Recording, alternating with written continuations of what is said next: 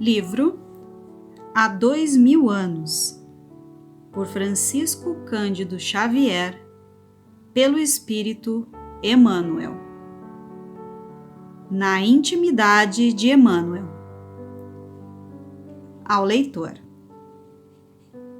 Leitor, antes de penetrares o limiar dessa história, é justo apresentemos à tua curiosidade algumas observações de Emmanuel, o ex-senador Públio Lentulus, descendente da orgulhosa gens Cornélia, recebidas desse generoso espírito, na intimidade do grupo de estudos espiritualistas de Pedro Leopoldo, estado de Minas Gerais. Através dessas observações, ficarás conhecendo as principais palavras do autor a respeito dessa obra e suas impressões mais profundas no curso do trabalho, que foi levado a efeito de 24 de outubro de 1938 a 9 de fevereiro de 1939, segundo as possibilidades de tempo do seu médium e sem perturbar outras atividades do próprio Emmanuel, junto aos sofredores que frequentemente o procuram, e junto ao esforço de propaganda do espiritismo cristão na pátria do Cruzeiro. Em 7 de setembro de 1938, afirmava ele em pequena mensagem endereçada aos seus amigos encarnados: algum dia, se Deus mo permitir, falar-vos-eis do orgulhoso patrício Públio Lentulus, a fim de algo aprenderdes nas dolorosas experiências de uma alma indiferente e ingrata. Esperemos o tempo e a permissão de Jesus. Emmanuel não esqueceu a promessa. Com efeito, em 21 de outubro do mesmo ano, voltava a recordar noutro comunicado familiar: se a bondade de Jesus nos permitir, iniciaremos o nosso esforço dentro de alguns dias, esperando eu a possibilidade de grafarmos as nossas lembranças do tempo em que se verificou a passagem do Divino Mestre sobre a face da terra.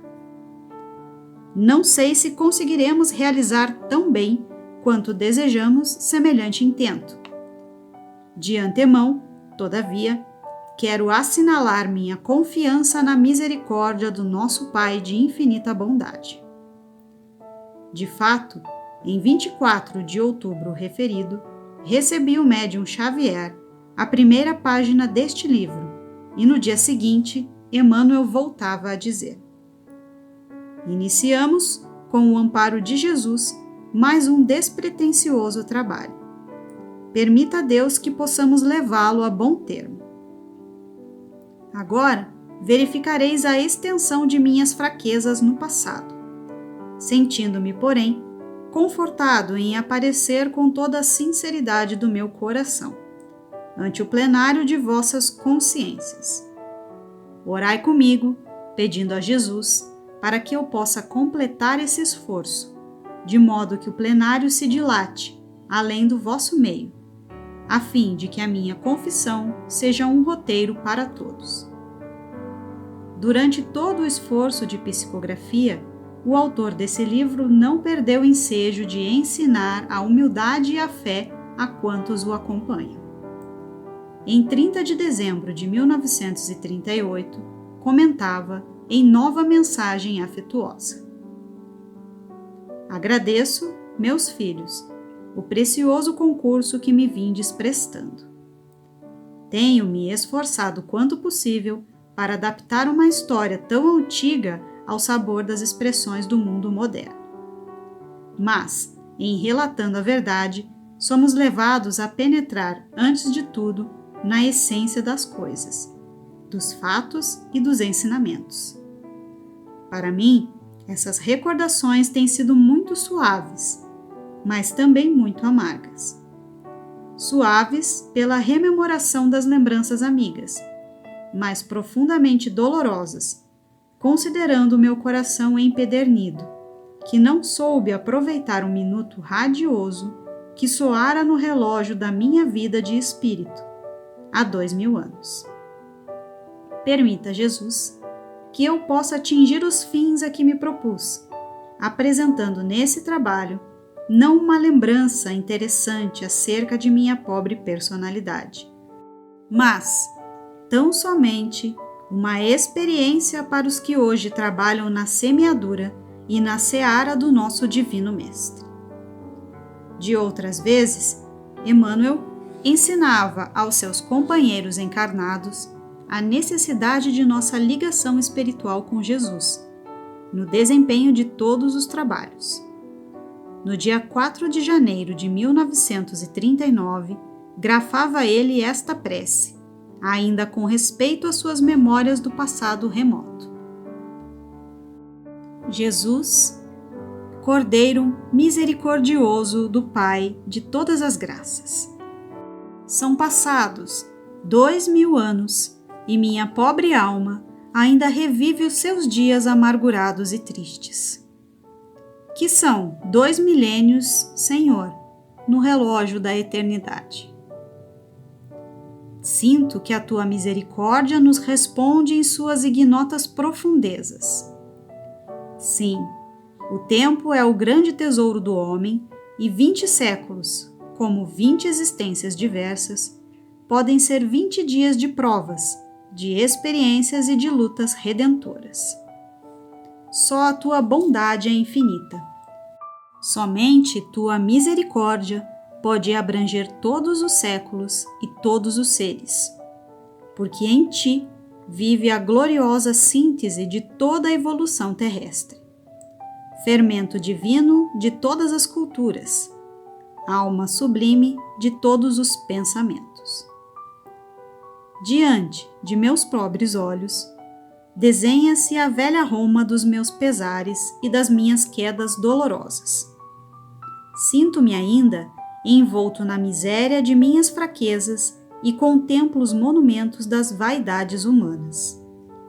Expressões políticas variando nas suas características de liberdade e de força, detentores da autoridade e do poder, senhores da fortuna e da inteligência, grandezas efêmeras que perduram apenas por um dia fugaz. Tronos e púrpuras, mantos preciosos das honrarias terrestres, togas da falha justiça humana, parlamentos e decretos supostos irrevogáveis. Em silêncio, Senhor, viste a confusão que se estabelecera entre os homens inquietos e, com o mesmo desvelado amor, salvaste sempre as criaturas no instante doloroso das ruínas supremas. Deste a mão misericordiosa e imaculada aos povos mais humildes e mais frágeis. Confundiste a ciência mentirosa de todos os tempos. Humilhaste os que se consideravam grandes e poderosos. Sob o teu olhar compassivo, a morte abriu suas portas de sombra, e as falsas glórias do mundo foram derruídas no torvelinho das ambições, reduzindo-se todas as vaidades a um acervo de cinzas. Ante minha alma surgem as reminiscências das construções elegantes das colinas célebres. Vejo o Tibre que passa, recolhendo os detritos da grande Babilônia imperial, os aquedutos, os mármores preciosos, as termas que pareciam indestrutíveis. Vejo ainda as ruas movimentadas, onde uma plebe miserável espera as graças dos grandes senhores, as esmolas de trigo, os fragmentos de pano para resguardarem do frio a nudez da carne. Regurgitam os circos. Há uma aristocracia do patriciado observando as provas elegantes do campo de Marte e, em tudo, das vias mais humildes até os palácios mais suntuosos, fala-se de César, o Augusto. Dentro dessas recordações, eu passo, Senhor, entre farraparias e esplendores, com o meu orgulho miserável. dos véus espessos de minhas sombras, também eu não te podia ver, no alto, onde guardas o teu sólio de graças inesgotáveis. Enquanto o grande império se desfazia em suas lutas inquietantes, trazias o teu coração no silêncio e, como os outros, eu não percebia que vigiavas. Permitistes que a Babel romana se levantasse muito alto, mas, quando viste que se ameaçava a própria estabilidade da vida no planeta, disseste: basta, são vindos os tempos de operar-se na seara da verdade.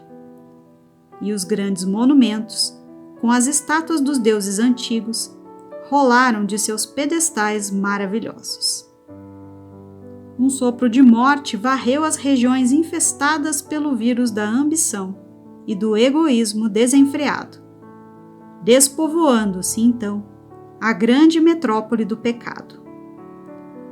Ruíram os circos formidandos, caíram os palácios, enegreceram-se os mármores luxuosos. Bastou uma palavra tua, Senhor, para que os grandes senhores voltassem às margens do Tibre, como escravos misérrimos. Perambulamos, assim, dentro da nossa noite, até o dia em que a nova luz brotar em nossa consciência.